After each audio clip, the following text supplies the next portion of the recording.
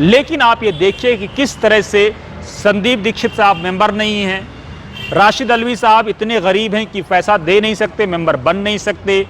अदीब साहब की ये शिकायत है कि उन्होंने फीस ही नहीं जमा की, उतनी सारी बुराइयां हैं, उसके बाद उसी बुराई में फिर कूदना चाहते हैं। सलमान साहब आ जाएंगे, क्या गारंटी है कि वो ठीक कर देंगे? क्या गारंटी है कि नहीं है कि वो कांग्रेस का अड्डा नहीं बन जाएगा और वो कांग्रेस का एक पॉलिटिकल दफ्तर नहीं बन जाएगा? कोई गारंटी है? कहीं कॉपीराइट में दिया हुआ है? सलमान साहब तो आज ये कह भी रहे हैं, आपने सुना भी होगा, देखा भी होगा कि साहब कोई महिला होनी चाहिए। क्या गारंटी नहीं है कि वो लुईस खुर्शीद को ले आएँ? वो ये भी कह रहे हैं कि साहब 3 साल के टर्म में ऐसा है वैसा है, उसको 5 साल में कन्वर्ट किया जा रहा है, यानी 75 के बाद 76-77 तक भी वो अध्यक्ष बने रह सकते हैं। तो कई सीनियर वकील हैं, देश के दिग्गज वकील हैं, तो बहुत सारी चीज़ों को, इस बट को सोचिएगा कि किस तरह से सलमान साहब, मेंबर भी वहाँ मौजूद थे, शकील-उज़्ज़मा मौजूद थे और कई सारे मेंबर मौजूद थे। कितने लोगों को मंच पर बुलाया गया? हनीफ साहब RWA के प्रेसिडेंट हैं।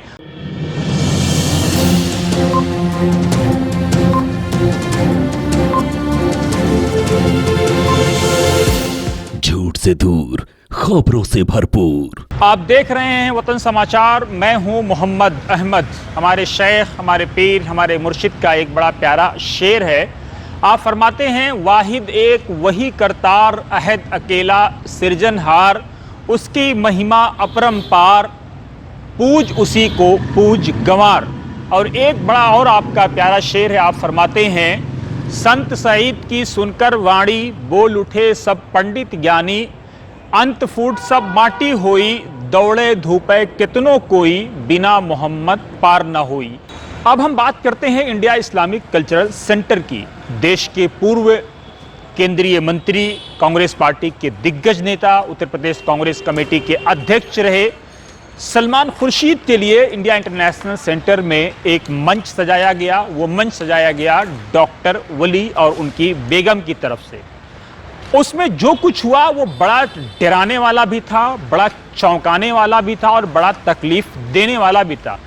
कांग्रेस के सांसद रहे राशिद अल्वी मंच पर तकरीर करने आए, जो इंडिया इस्लामिक कल्चरल सेंटर के मेंबर नहीं हैं। उन्होंने कहा कि मैं तो बहुत गरीब हूं, मेरे पास पैसे नहीं हैं। कान खोलकर सुनिएगा, ये है इनकी मानसिकता। किनकी मानसिकता?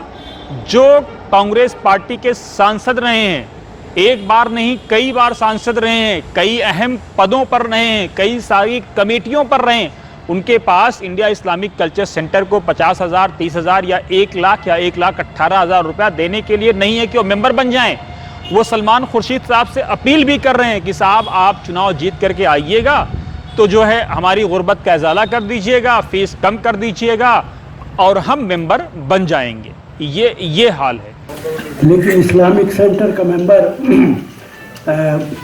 बहुत पैसे, 1 लाख रुपए या कितना इसकी फीस थी। मैंने कहा भाई मैं गरीब आदमी हूँ, मैं कहाँ से 1 लाख रुपए दूँगा, तो इसलिए मैं मेंबर नहीं बन पाया। तो इसलिए लेकिन वो मुझे यही मालूम था आदिब साहब कि यहाँ बड़ी फीस है। आज सलमान साहब बनेंगे तो मेरी रिक्वेस्ट है कि इसे कीमत को थोड़ा कम करें ताकि हम जैसे गरीब लोग भी इस्लामिक सेंटर के मेंबर बन सकें। मेरी तमाम तरह नेक ख्वाहिशात आपके साथ हैं। दूसरे मेंबर जो है कांग्रेस पार्टी के नेता हैं संदीप दीक्षित साहब, शीला दीक्षित के सपूत हैं, यहीं से सांसद रहे हैं, ओखला जो लोकसभा क्षेत्र है, और मंच पर आते हैं। वो भी इंडिया इस्लामिक कल्चर सेंटर के मेंबर नहीं हैं। नॉन मेंबरों के सहारे कांग्रेस पार्टी के नेता, पूर्व केंद्रीय मंत्री अपनी नैया पार लगाने की कोशिश कर रहे हैं। 2009 में चुनाव हार चुके हैं।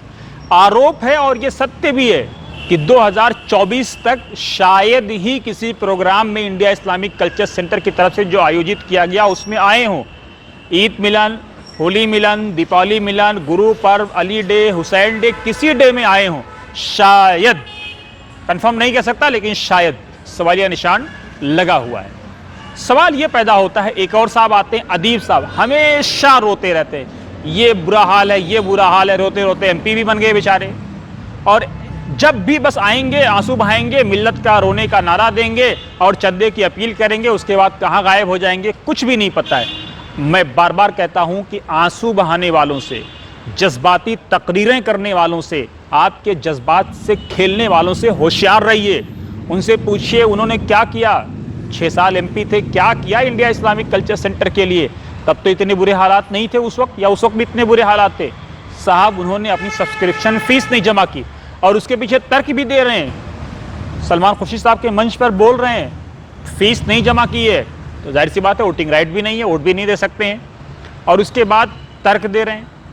इनसे ये पूछा जाए कि अगर आपका बेटा, गालिबन अदनान नाम है, अगर वो कोई ऐसी हरकत कर जाए जो आपके दिल पर नागवार गुजरे, तो क्या आप अदनान को घर से निकाल देंगे?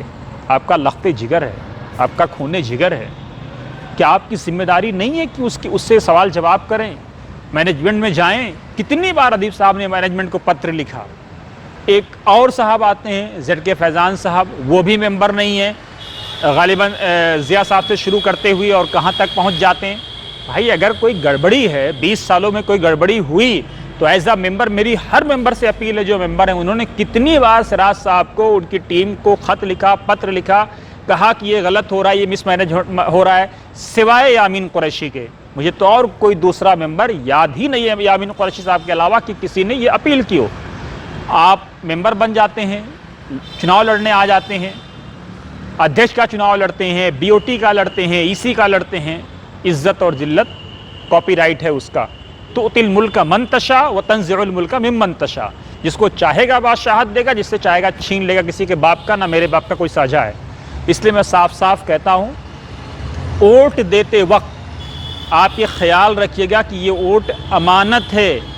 ये वोट कहीं ऐसा ना हो जज्बात में आप बह जाएं और अल्लाह रब्बुल आलमीन के यहाँ इस वोट के बदले आपकी पकड़ हो जाए।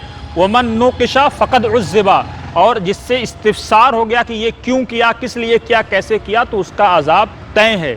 इसलिए वोट ऐसे उम्मीदवार को दीजिएगा जिसको आप अच्छा समझते हो, और अगर वो जीत जाए तो 5 साल तक उसकी अकाउंटेबिलिटी तय करिएगा। हर महीने, हर हफ्ते, हर 15 दिन पे, 20 दिन पे रिमाइंडर कॉल, नोटिस, एप्लीकेशन, खत किताबत कुछ ना कुछ करते रहिएगा। और ऐसे लोगों को चुनिएगा जो उसके वीक पॉइंट को जानते हों, जो उसके स्ट्रॉन्ग पॉइंट को जानते हों, जो ये जानते हों कि सेंटर में क्या कमी है, किस चीज़ की इस्लाह की ज़रूरत है।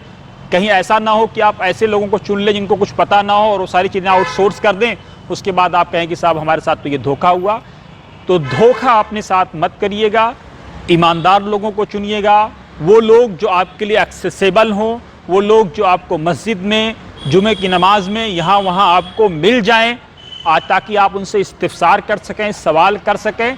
बाकी मर्ज़ी आपकी है, वोटर आप हैं, वोट आपका है, और हम आपके और आपके रब के बीच में या आपके और आपके वोट के बीच में हायल नहीं होना चाहते हैं। लेकिन आप ये देखिए कि किस तरह से संदीप दीक्षित साहब मेंबर नहीं हैं, राशिद अलवी साहब इतने गरीब हैं कि पैसा दे नहीं सकते, मेंबर बन नहीं सकते। अदीब साहब की ये शिकायत है कि उन्होंने फीस ही नहीं जमा की, उतनी सारी बुराइयां हैं, उसके बाद उसी बुराई में फिर कूदना चाहते हैं। सलमान साहब आ जाएंगे, क्या गारंटी है कि वो ठीक कर देंगे?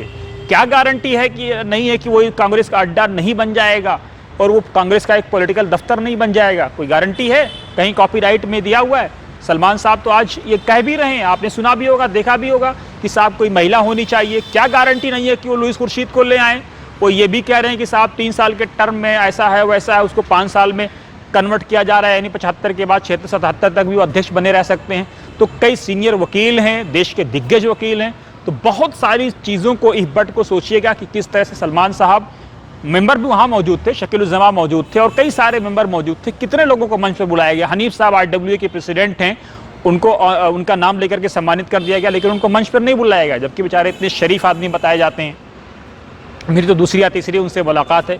ऐसे लोगों को नहीं बुलाया गया जो मेंबर थे, बल्कि उन लोगों को बुलाया गया या तो मेंबर नहीं थे या इतने गरीब थे कि मेंबर बन नहीं सकते, पैसा दे करके MP बन सकते हैं लेकिन मेंबर नहीं बन सकते।